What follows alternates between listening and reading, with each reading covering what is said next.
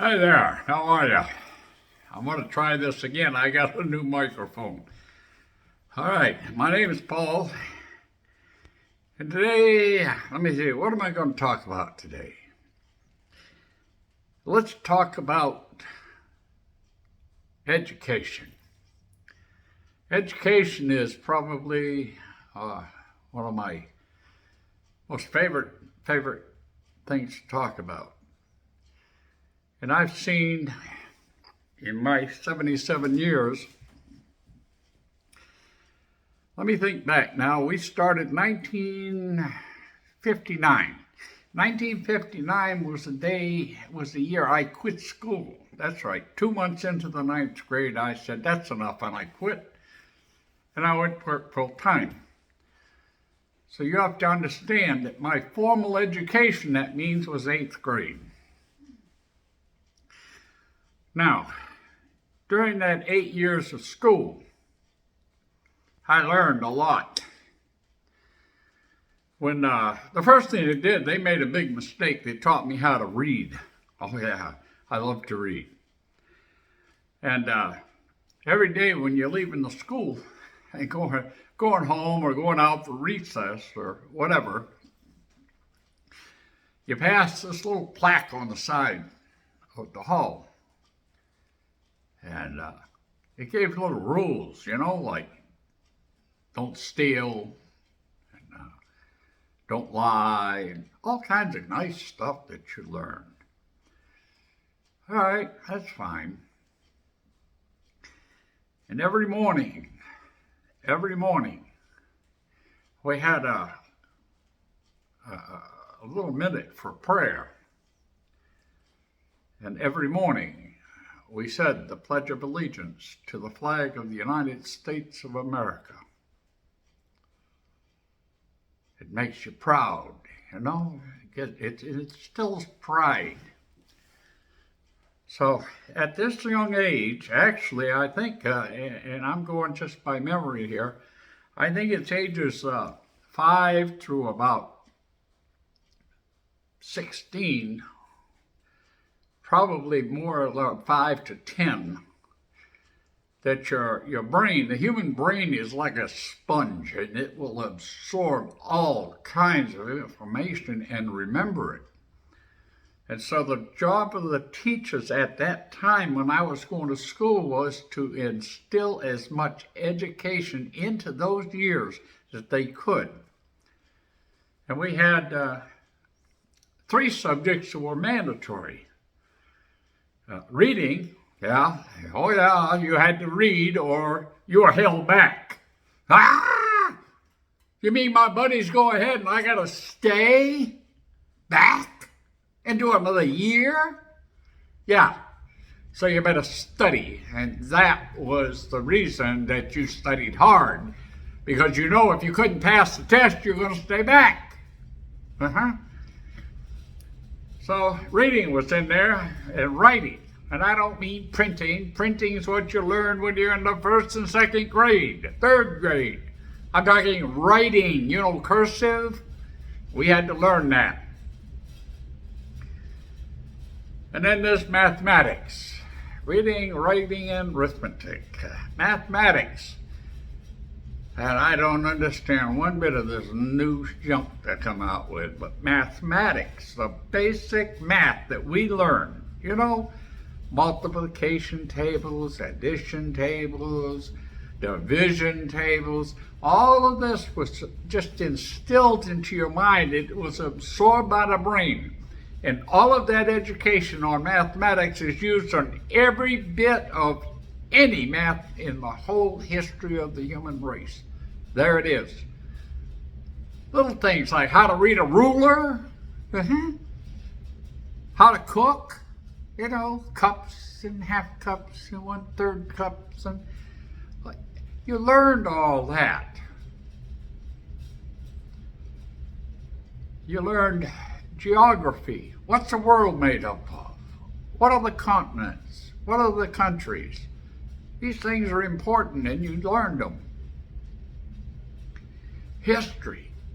My God, what they don't know today. History is probably the most important subject can be taught. If you don't learn history, if you don't learn the mistakes of the past, then I will guarantee you, you will make the same mistakes in the future. So history, and I'm talking full history, not this selective history they're teaching today. They should be teaching you history, complete history. And I learned about all of the wars, especially the Revolutionary War, the War of 1812,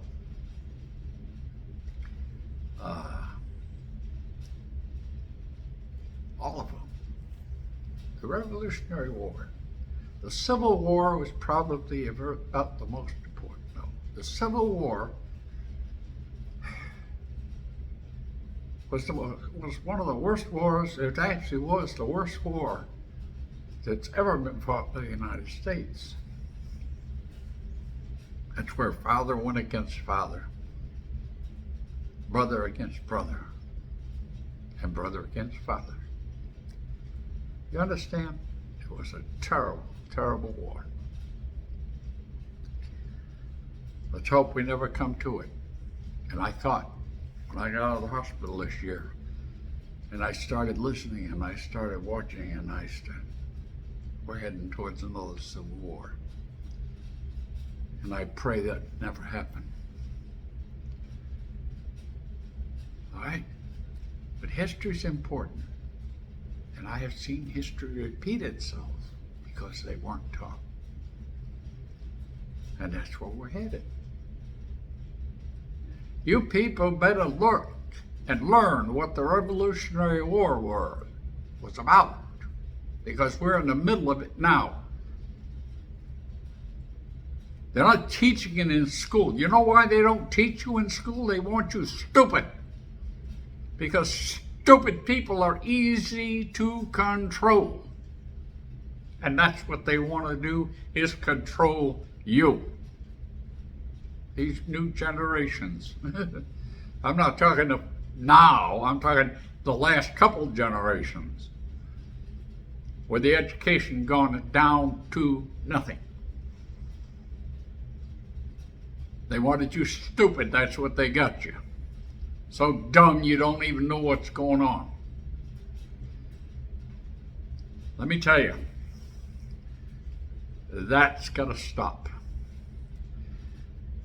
A director of the Department of Education, that's right, U.S. Government, Department of Education, a director, did a study on what happened when they removed God from the schools. That's right, the 10 Commandments went out. The 1 minute of prayer went to 1 minute of silence. They're using it for prayer. That went out. The Pledge of Allegiance went out for the same reason. God was in it. And what happened then? What happened then? Violent crime went up 419% in 30 years. It's 1960 to 1990. That's the first 30 years. In the last 30 years, it's probably tripled or quadrupled then. Illegal births. They called it illegal births back then because that means you had a birth without being married. Went up 400%. Divorces. Divorce up a bunch. Everything went up. But here's a good one. You know the SAT scores, the SAT scores. Do you believe they dropped 80 points average in that 30-year period? I want you to think about that. That's just from removing God from the schools. In I got to get the date, 1782, if I'm not mistaken, Congress of the United States of America approved the printing of the Holy Bible. And in that declaration authorizing the printing of the Holy Bible by the government. It also said that the Holy Bible would make an excellent tool as a textbook in schools. Now, I can't go along with that now, and I won't. But that's been what our country has been built on, is God. And I've had people on social media tell me I'm insane. It's not. I wish I had it with me right now. And that is to read George Washington. That's the founding father. George Washington, the father of our country, on his little pamphlet he put out when he left the army to become the president. And he wrote a little pamphlet thing out for all the military members, and you should read it. Yes, George Washington was a believer in God, as were all of the founding fathers. And I have all their letters. I have copies of all the letters in a book. So, end argument. All right, so we continue. They stopped. You can't be held back now. That's wrong. Then they came out. It continued, where they cut down on education. And then all this stuff happened when I was in the hospital. That was woke stuff. Ugh. All of a sudden, and this is part of what's been happening, all of a sudden, they pay some doctor to say, you can't spank your child, it'll hurt their brain. And you can't, there's more than one gender. That's wrong. That's against God. God only made two, male and female.